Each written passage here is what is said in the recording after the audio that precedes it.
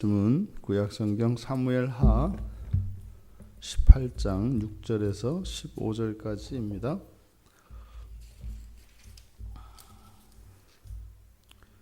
우리 같이 한 목소리로 함께 읽겠습니다.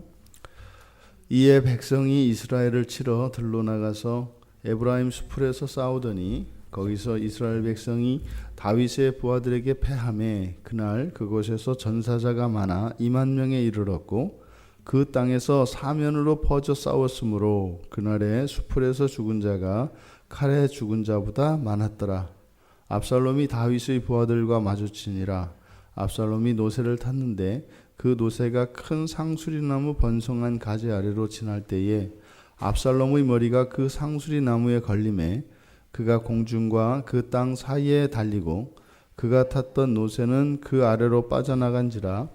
한 사람이 보고 요압에게 알려 이르되 내가 보니 압살롬이 상수리 나무에 달렸더이다 하니 요압이 그 알린 사람에게 이르되 내가 보고 어찌하여 당장에 쳐서 땅에 떨어뜨리지 아니하였느냐.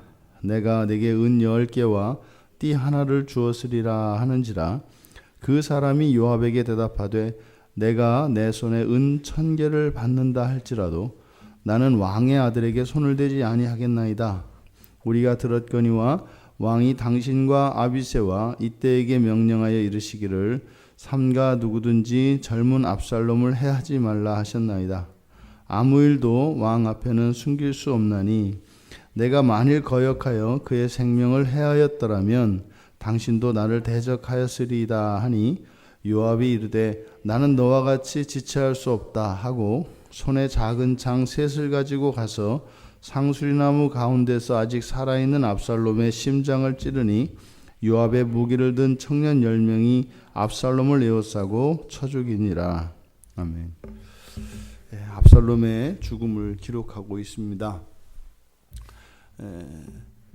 본문의 내용을 보면 압살롬의 군대와 다윗의 군대가 싸움을 벌인 것은 탁 트인 그런 평지가 아니라 에브라임 수풀이었던 것을 우리가 알 수 있습니다. 거기서 압살롬을 따르던 이스라엘 백성이 패배했다는 거죠. 지금 너른 평야에서 만약에 싸웠더라면 군사의 수가 절대적으로 많은 압살롬의 군대가 유리했을 것입니다. 그런데 본문에서는 그 싸움터가 에브라임 수풀이었다라고 밝힌 것을 보면 이것은 다윗의 전략이었거나 요압의 전략이었음을 알 수 있습니다. 그러니까 의도적으로 불리한 싸움이었던 평지전을 피해서 수풀로 이들을 유인해서 그곳에서 전쟁이 벌어진 거죠. 그러니까 수적 열세를 극복하기 위해 이렇게 전면전을 피하고 수풀로 유도한 것으로 보입니다. 그런데 이스라엘 백성들의 전사자를 2만 명이면 뭐 어마어마한 숫자죠. 이거 2만 명에 이르렀다고 하는 보도와 함께 이상한 이야기를 합니다. 2만 명에 이르는 이스라엘 백성이 죽었는데 이 죽은 사람들, 이 전사자들이 칼로 죽은 자들보다 수풀에서 죽은 사람이 더 많았다. 이게 무슨 말일까요? 칼로 죽은 자보다 수풀에서 죽은 자가 더 많았다. 그러니까 이것은 비록 전략이 뛰어났죠. 그런 수적 열세에도 불구하고 오히려 수가 적은 것을 이용해서 싸움을 잘 싸운 거지요. 하지만 그 전략이 뛰어난 것임에는 틀림없었습니다만 칼로 죽은 자, 다시 말해서 실제로 사람의 힘으로 그 전략에 의해서 적들을 물리친 사람들, 이들이 이제 칼로 죽은 사람들이겠죠. 그 칼로 죽은 사람들보다 수풀에서 죽은 사람이 많았다. 이것은 무엇이에요? 직접적으로 싸워서 죽은 것보다 수풀에서 죽은 자, 그래서 학자들은 이것을 지형이 험했기 때문에 지리를 몰랐던 압살롬의 군사들이 들어갔다가 그렇게 죽었을 것이다.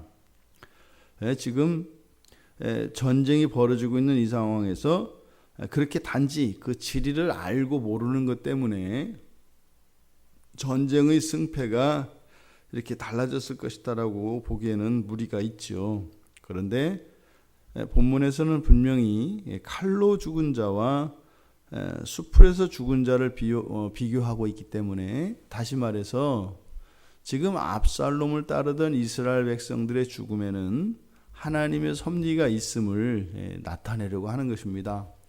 군사적인 우위이거나 전술이거나 또 이런 백성들의 용맹함이, 무용이 더 뛰어나기 때문에 그런 것이 아니라 하나님께서, 여호와 하나님께서 이 전쟁에 개입하셨다라고 하는 것을, 칼로 죽은 자보다 수풀에서 죽은 자가 많았다, 이렇게 보도하고 있는 것입니다.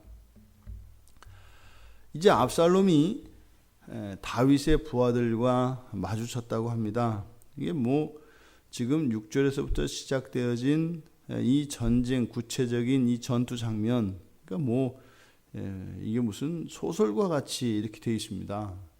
그래서 원래 절대적으로 우위에 있던 압살롬의 군사들은 알 수도 없이 수풀에서 막 죽어나가고, 또 압살롬이 지금 다윗의 부하들과 마주쳤는데 거기서 칼 한 번 휘둘렀다는 이야기가 나오는 게 아니라, 그리고 그 노새를 탔는데 그의 머리가 상수리 나무에 걸렸다는 겁니다. 이때 머리라고 나타내는 이 로쉬가 사람이 얼굴을 나타내기도 하고 또 머리카락을 나타내기도 합니다. 그래서 머리카락이 꼈다는 건지 정말로 나무가지 사이에 얼굴이, 그러니까 목이겠죠, 목이 꼈는지 그것에 대해서는 정확하지 않습니다. 그런데 지금 여기서 강조하는 것은 압살롬이 그렇게 상수리 나무에 걸리게 된 그 이유로서 타고 있는 노새와 그의 머리를 이야기합니다. 사실 이 압살롬은 두 가지 면에서 실수를 한 거죠. 지금 수풀에서 싸움을 싸우는데 노새를 타고 갔다. 이거는 훨씬 더 행동의 제약을 받습니다. 평지라면 그것이 오히려 타고 위에서 아래로 공격하는 것이기 때문에 싸움에서 훨씬 유리합니다. 그런데 지금 수많은 사람들이 죽어나가는 이 수풀에서 노새를 탔다는 것은 훨씬 더 그 노새를 타고 있는 사람의 행동에 제약을 받기 때문에 노새를 타고 수풀 속으로 들어간 것은 실수였다.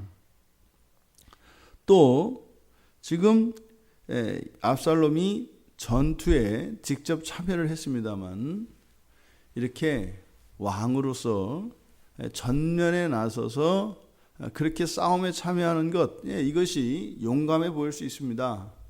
그런데 다윗 백성들이 다윗에게 성에 남기도록 했던 것이 무엇이었어요? 왕이 죽으면 군사들의 사기는 그냥 떨어지고, 아무리 전쟁에서 우위를 유지한다 할지라도 왕이 죽어버리면은 전쟁은 끝난단 말이죠. 그러니까 압살롬이 이렇게 전쟁터에 앞서서 백성들을 격려하고 그들의 용기를 북돋는 것은 분명히 긍정적인 측면이 있겠습니다만, 더더군다나 이렇게 수풀 속으로 뛰어든다는 것은 매우 위험하죠. 왜요? 수풀 속에서는 언제 어떤 매복이 있을 줄도 모르고, 또 수풀 속의 그 지형을 정확히 알고 있지 않은 상황에서 왕이 직접 그렇게 수풀 속으로 뛰어든 것은 매우 무모한 행동입니다. 왕으로서 해서는 안 되는 그런 행동이죠. 이렇게 두 가지 측면에서 압살롬이 실수를 한 겁니다. 그리고 지금 나무에 매달려서 여기 비참한 죽음을 맞이하게 되는데, 지금 압살롬이 이렇게 상수리 나무에 매달렸다라고 하는 것이 노새와 머리, 그러니까 노새를 타고 들어갔고 그의 머리가 걸렸다. 이게 대체적으로는 바로 앞에서 압살롬의 장점을 이야기할 때 머리카락이 잘 자라는 것, 머리 숱이 많은 것, 그것을 자랑 삼아서 이야기했기 때문에 전체 이 압살롬에 관한 이 사무엘서에서의 보도에 기초하면 지금 상수리 나무에 걸린 것은 그가 자랑으로 삼았던 머리카락이었을 가능성이 많습니다. 그래야 전체 문맥이 이어지기 때문에 그래요. 상수리 나무에 걸린 것 결국엔 무엇이에요? 지금 숲을 속으로 노새를 타고 들어갔던 것은 그것은 무모한 짓이고 해서는 안 되는 행동이었습니다만 압살롬이 그렇게 했던 이유는 전장터에서 노새를 탔다는 것은 왕의 신분을 상징하기 때문입니다. 노새를 타고 있으면 왕이라고 하는 것을 나타내요. 그러니까요, 왕으로서의 그런 높은 신분을 나타낼 수 있는 것이 노새란 말이에요. 그러니까 그렇게 위험한 상황임에도 불구하고 노새를 타는 일을 포기하지 않았던 겁니다. 그리고 그렇게 노새를 타고 들어갔던 압살롬이 그의 자랑이었던 그 머리카락 때문에 상수리 나무에 걸리게 되었다는 거죠. 결국 지금 그가 자랑스러워하는 두 가지, 왕이라고 하는 신분을 상징하는 노새, 그리고 개인적인 자랑인 머리카락, 이 두 가지 때문에 상수리 나무까지 매달리는 비참한 신세가 되었다는 것입니다. 오히려 자신이 가지고 있는 장점과 특별한 어떤 힘이나 능력 때문에 그것이 우리들 생각에는 우리들의 삶에 유익이 되고 큰 힘이 될 것 같지만 오히려 그러한 자신이 가지고 있는 능력과 지략 이런 것 때문에 오히려 스스로를 파멸에 이르게 하는 그런 상황이 분명히 일어날 수 있다는 것입니다. 우리가 두 다리가 있기 때문에 걸어 다니고 또 우리가 마음대로 활동할 수 있습니다만 또 그렇게 마음대로 활동할 수 있기 때문에 사실은 움직일 수 없는 사람에 비해서 더 큰 위험에 노출되어 있는 것이죠. 그러니까 조금만 생각하더라도 우리가 이 세상의 자원과 힘과 능력들을 가지는 그것이 꼭 나의 인생을 행복하게 하고 나의 인생에 유익만 주는 것이 아니라는 것을 우리는 압니다. 그러니까요, 준비되지 않은 상황에서 그것을 감당할 수 없는 상황에서 어떤 능력과 재산과 권력 이러한 것을 소유하고 있는 것은 사실은 굉장히 위험합니다. 우리나라에서 정치인들이 가지는 권력은 대단합니다. 예를 들어서 어떤 사람이 선거를 통해서 국회의원이 된다 할지 시장이나 구청장이 된다 할지 이렇게 책임 있는 그리고 권력 있는 자리에 가게 되면은 대부분 자아를 상실합니다. 왜냐하면 그 이전, 그 권력의 자리를 차지하기 이전에 살았던 자신의 삶과 그 이후에 사는 삶은 완전히 달라집니다. 완전히 달라집니다. 사람들이 대하는 태도도 달라지고 그러면은 자기가 생각했던 자기 자신은 없어지고 이제 전혀 낯선 대우를 받고 있는 자신을 발견하게 됩니다. 그러면은요, 거기에서 자기도 알 수 없었던 또 다른 인격이 삶을 살아가게 됩니다. 그러니까 또 엄청난 자산가가 되었을 때도 마찬가지입니다. 정말로 가난하게 힘이 없이 살던 사람이 그냥 조금 부자가 아니라 정말 수백억의 재산을 갑자기 가지게 되면 전혀 자신이 경험해보지도 못했던 인생을 살아가게 돼요. 하루하루가 다릅니다. 모든 게 다릅니다. 똑같은 하늘 아래 똑같은 땅을 밟고 살아가는 것 같은데 전혀 다른 세상을 살아가요. 그러면요, 그 이전까지 알고 있던 자기 자신, 그 이전까지 살았던 자신의 삶과는 완전히 다른 삶을 살아가게 됩니다. 그때 내가 어떤 사람으로 살아갈지, 그리고 내가 어떤 삶을 살 것인지는 전혀 예측할 수 없습니다. 대부분 다 그렇습니다. 사실은 감당할 수 없는 부와 권력이라는 것은 사실은 전혀 알 수 없는 미지의 세계에 들어가는 것과 다르지 않습니다. 이 압살롬이 반역을 일으키고 왕이 되었을 때 이제 그를 정말 하나님과 같이 알고 사람들이 따르고 그랬을 것입니다. 그러니까 말도 안 되는 이런 실수를 하는 거예요. 숲을 속에서 그렇게 노새를 타고 싸울 생각을 하는 것, 이거는요, 정상적인 사람이라면 그런 생각 안 합니다. 그런데요, 노새를 타면 그런 생각을 하게 되고 그런 행동을 하게 되는 겁니다. 전혀 예측할 수 없는 그런 상황, 그런 삶을, 그런 판단을 하게 된다, 이 말입니다. 자신이 자랑 삼는 그것 때문에 나뭇가지에 매달리는 비참한 신세가 돼버린 것입니다. 오히려 압살롬이 노새를 타는 왕의 자리에 있지 않았더라면, 또 그에게 이렇게 앞장설 수 있는 그런 용기가 없었더라면 이런 비참한 상황에 처하지는 않았을 것이다.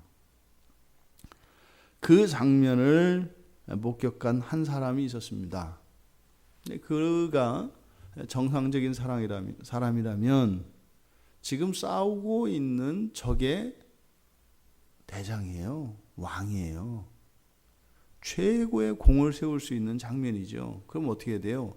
죽여야 마땅합니다. 이거는 뭐 그런 기회가 일생의 팔자가 바뀌는 순간이거든요. 그 병사가 만약에 압살롬의 생명을 끊어버렸단 말이에요. 전쟁을 끝냈단 말이에요. 그러면요, 그 사람 인생은 완전히 바뀝니다. 그 사람 인생만 바뀌는 게 아니라 그 가족과 일가 친지의 운명이 바뀝니다. 그런 상황인데 어떻게 해요? 손을 대지 않습니다. 왜요? 바로 이 부대장인 3명의 대장들에게 다윗이 명령하는 것을 들었기 때문입니다.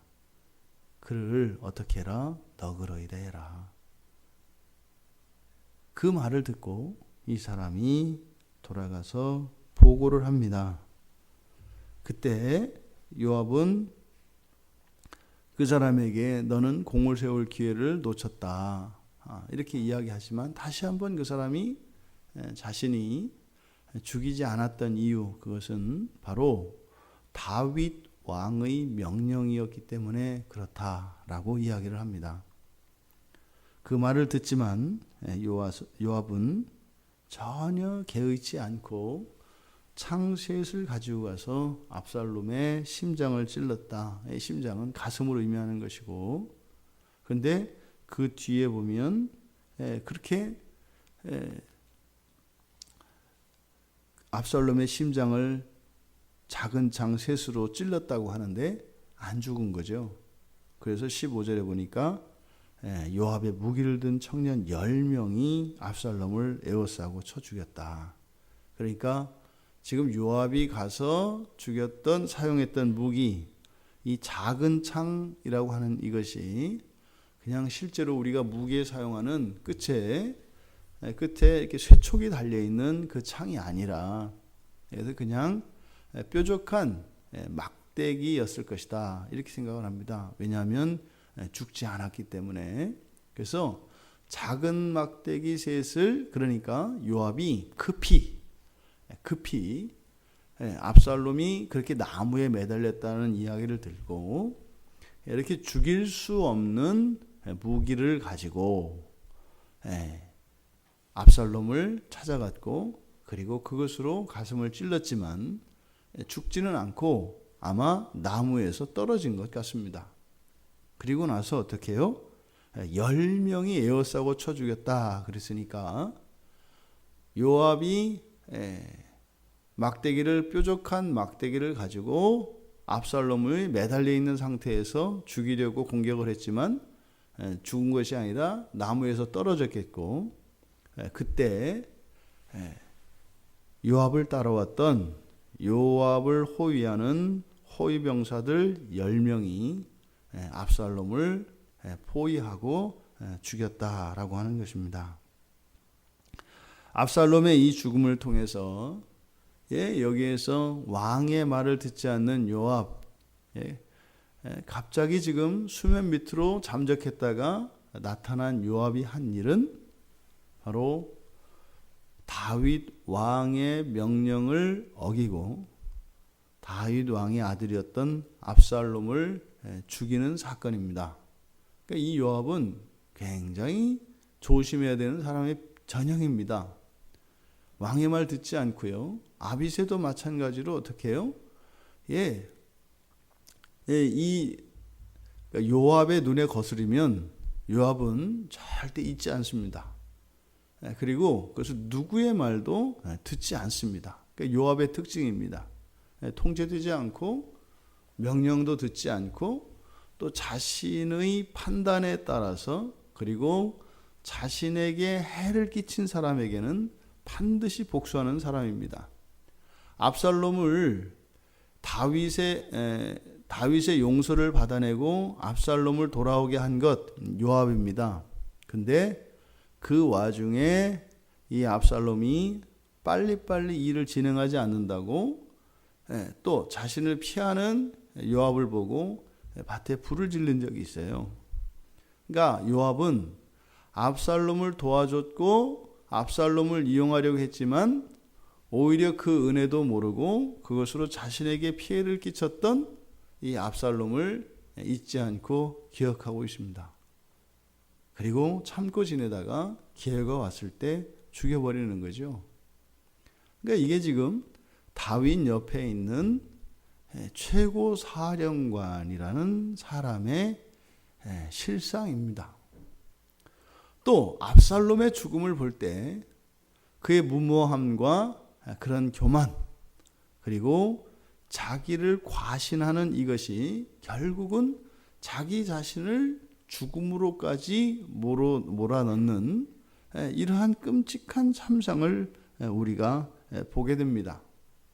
또 압살롬은 맨 처음 발견했던 그 한 병사를 봅니다. 마땅히 죽였어야 하고 공을 세웠어야 함에도 불구하고 지도자여 왕인 다윗의 잘못된 명령 때문에 그 전쟁에 참여하는 것이 아니라 전쟁에서 마땅히 해야 될 병사의 도리를 하지 못하는 그러니까 수족이 묶여버린 그러니까 전쟁터에 참여하고 있습니다만 사실은 그 전쟁을 제대로 치를 수 없는 이 한 병사를 보게 됩니다. 이 압살롬의 죽음과 관련되어진 압살롬의 실수 그리고 이 요압의 불순종 그리고 이 한 사람의 부자유함 이것이 압살롬의 죽음과 함께 나타납니다. 여러분 우리는요 전쟁에서 승리는 사람의 힘에 의한 것이거나 사람의 힘에 의해서 이길 수 있거나 사람의 힘이 없기 때문에 전쟁에 지는 것은 아니다. 모든 승리는 여호와 하나님께 달려 있습니다. 특히 여호와 하나님께 대적하는 자들은 아무리 막강한 군대를 가지고 있다 할지라도 절대로 이길 수 없다는 사실입니다. 하나님이 아닌 그 어떠한 것도 승리의 이유가 될 수 없다고 하는 이 사실을 기억해야 할 것입니다. 하나님은 살아계시고 하나님은 만유를 다스리시는 하나님이신 것을 우리의 개인의 일생 안에도 그 원리는 변함이 없다는 것, 불변하다는 것, 그것을 우리가 잊지 않고 살아가기를 바랍니다. 인생의 죽음과 승리와 패배, 그것은 하나님께 달려 있습니다. 시간 속에서 이루어 가시는 그 하나님의 승리를 모두 누릴 수 있고 그렇게 경험하는 우리 모두가 되기를 주님의 이름으로 축원합니다. 하나님, 어쩌면 왕의 아들로 살다가 왕이 되기 위하여 아버지에게 반란을 일으켰던 압살롬, 또 그와 그를 이용하여 또 영달을 누리고자 하였던 한 장수의 배신, 전쟁에 참여했지만 자신의 목숨을 빼앗길 수도 있는 적장을 죽일 수 없는 병사, 이러한 일들이 저희들의 삶 속에서 동일하게 일어나고 있음을 봅니다. 하나님, 저희들의 인생의 주권이 하나님께 있음을 다시 한번 기억나게 하여 주시고 저희들의 평생 어떤 순간 어떠한 사건 속에서도 왕이신 우리 주 예수 그리스도 그 한 분의 주권을 인정하며 최후의 승리를 누리는 저희들이 될 수 있도록 축복하여 주시옵소서. 감사하며 예수님의 이름으로 기도드리옵나이다. 아멘.